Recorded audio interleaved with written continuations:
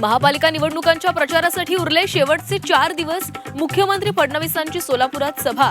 अखेरच्या टप्प्यात सभांसह road show आणि घरोघरी जाऊन प्रचारावर जोर. उद्धव ठाकरेंची आज छत्रपती संभाजीनगरमध्ये सभा. मराठवाडा सांस्कृतिक मंडळाच्या मैदानातून कुणावर निशाणा साधणार याकडे लक्ष.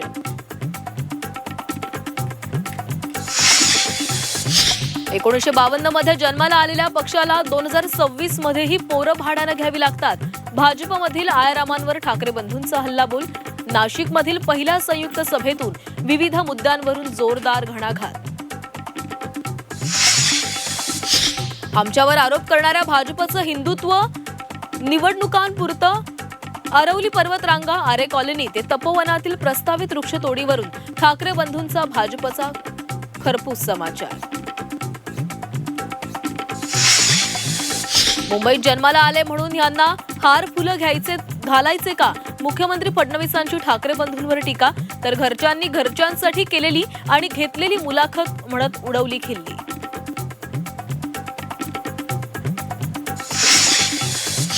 हे पद जाईल आणि वेल पडली तर जलमध्ये जायला लागेल. एकनाथ शिंदेच्या लोकांनी पैसा खाणं बंद करावं. भ्रष्टाचारामुळे पद जाऊन ते तुरुंगात जातील. वनमंत्री गणेश नाईक यांचा एकनाथ शिंदेंना कडक शब्दात इशारा.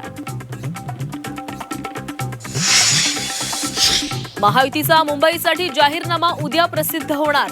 मुंबई बांगलादेशी रोहिंग्या मुक्त करणार. तरुणांना 2 लाख नोकऱ्यांसह विविध मुद्द्यांचा समावेश असणार. अंबरनाथ नगरपालिकेमध्ये शिंदेंच्या शिवसेनेचा भाजपला शह. अजित पवारांच्या राष्ट्रवादीशी हातमिळवणी करत सत्ता स्थापनेचा दावा. श्रीकांत शिंदेंच्या खेळीनं रवींद्र चव्हाण चितपट. पश्चिम बंगालमध्ये ईडीला धारेवर धरत फायर ब्रँड ममता बॅनर्जींचा मोदी सरकारवर निशाणा. ईडीच्या कारवाई विरोधात ममतांकडून ईडी विरोधातच 2 FIR दाखल.